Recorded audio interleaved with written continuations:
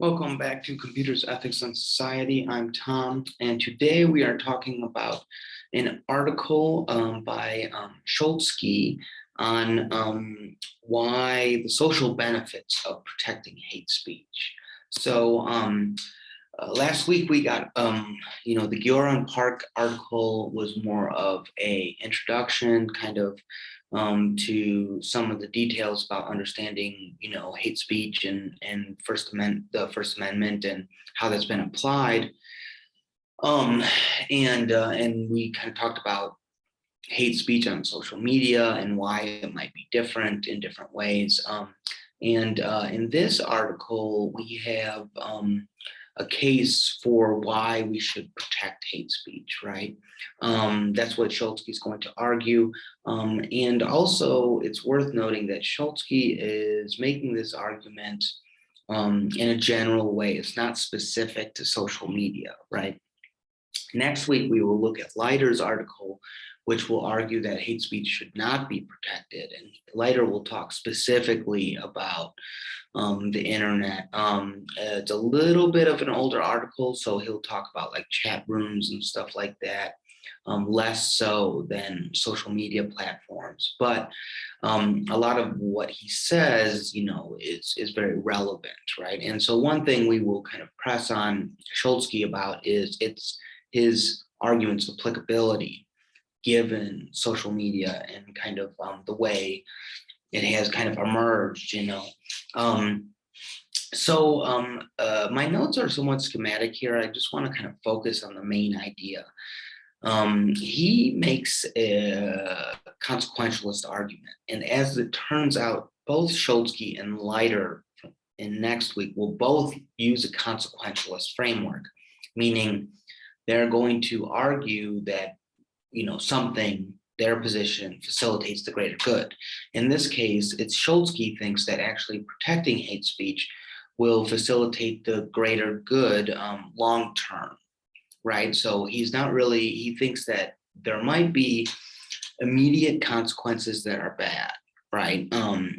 From protecting hate speech and allowing it to go on, but that he thinks overall, over time, that the benefits will outweigh those drawbacks. So it's good to remind ourselves of this, kind of utilitarian calculus, right? That we weigh out the pros and cons, how much happiness will an action kind of facilitate, and how much, drawback, pain, harm will it inflict. Right. And so Schulzke's ultimate position is that protecting hate speech will actually facilitate more happiness than it will facilitate harm to individuals. Right. And he has a very broad scope. Right. And if you look at his reasons for why hate speech should be protected, he has two main ones. First one is that it facilitates social trust because it reveals bias and people who are in positions of authority. So if you allow hate speech, then the idea is that people are more apt to express those hateful ideas, and then we know that and they're outed, and we're able to make more informed decision. We're more trustworthy of the fact that people will be honest about, their views on race and gender and whatnot. The second one is that it facilitates the actual kind of fight against hatred because it exposes various targets for people who want to promote tolerance, right? So the more you allow hate speech to go on, the more it is obvious who your targets are, who your foils are, where to kind of, put your resources in terms of, combating hate in America, right? And so he thinks both of these long-term are going to have a better consequence of, getting rid of hateful speech and hateful ideologies overall, right? So his idea is very much rooted in this notion that comes out of Mill again, which is called the marketplace of ideas, right? Or at least that's what people call it. I forget what Mill originally called it, but it's this paradigm that, when it comes to protecting free speech, the kind of discussion, the social discussion that's going on is going to have a natural kind of sifting out of different ideas. And the idea is that, as we promote discussion and allow different viewpoints, the good viewpoints will kind of rise to the top, right? And this is why he calls it like a marketplace. And it's analogous to the idea of consumerism and products in a capitalist society, right?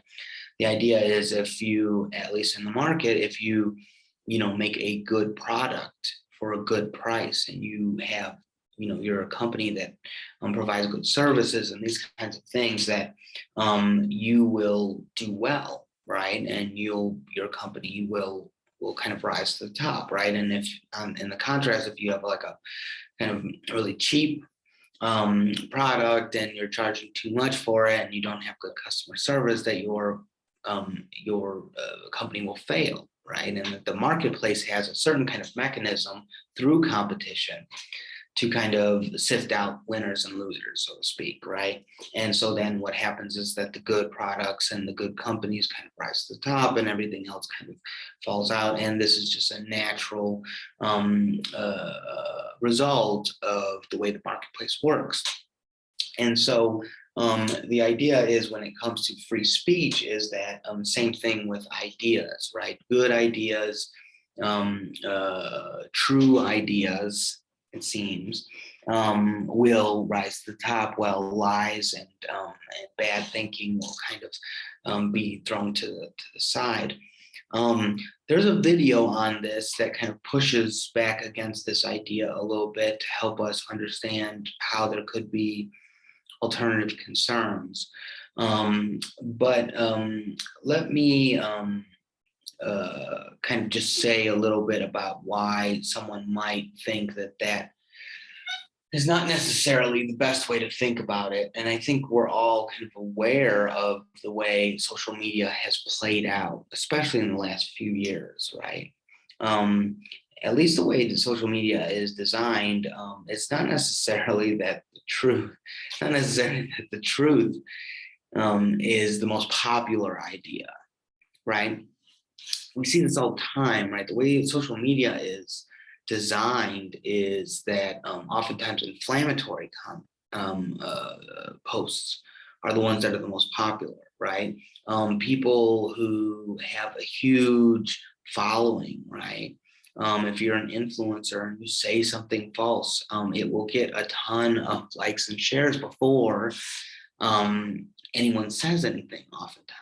Or if someone does say something, then it sometimes takes a long time for that to get traction. And sometimes that doesn't even get traction, right? So the way the market is working in terms of the marketplace of ideas does not necessarily kind of follow this trajectory that the best ideas and the truest ideas are the ones that are rising to the top. We see really, sophisticated, targeted disinformation and misinformation campaigns. We see all kinds of things. And then even some content that is not really helpful to facilitating discussions about social issues can also be very popular, right? In the marketplace of ideas today, we see, cat videos and people just saying weird things and people falling off bikes and all kinds of stuff that doesn't necessarily really facilitate, intelligent discussion all the time. And so the marketplace, that's all to say that the marketplace, at least in social media and on the internet, seems to be shaping up in a much different way than we might anticipate, right? And, also if you use this analogy to think about the market itself, right? the best product is not always the most popular, right? I don't think anyone thinks that Starbucks is the best coffee, right, you can buy, but it's definitely the most popular and it's one of the most successful coffee companies that there are, right? So it's just something to think about whether or not there's definitely something to this idea of the marketplace of ideas and engaging in discussion and you know, letting people see the falsehood of certain ideas rather than trying to tell them that it's bad or preventing them from reading certain things or saying certain things. But nonetheless, it's a little bit more complicated. Now, one thing that Schulzke does is he considers an alternative position. He considers the argument against protecting hate speech from a consequentialist line, and that really draws on this idea, this harm principle, which we should be clear about from Mill. Mill's harm principle is the idea that you can take away someone's rights or freedoms if it is to prevent them from harming others, right? That's the harm principle. It's not that you shouldn't do harm to anyone at any time. And so the harm principle is something that we see, for example, in incarceration, right? You take away someone's freedom because they either have or might harm someone else, right? You lock up a murderer or a suspected murderer in the interim because you want to prevent that person from harming other people, right? That is an example where you take away someone's rights in order to prevent them from harming others, and that's the harm principle. Now, that is oftentimes used in the idea of when it comes to protecting hate speech in terms of a consequentialist argument for not protecting hate speech, right? And this is the idea that you take away someone's right of free speech in this kind of minimal way, don't allow them to engage in hate speech because hate speech harms others, right? And so you take away that right because it will harm other people. And so this is an example of the harm principle. Now, what Schulzke's ultimate argument is that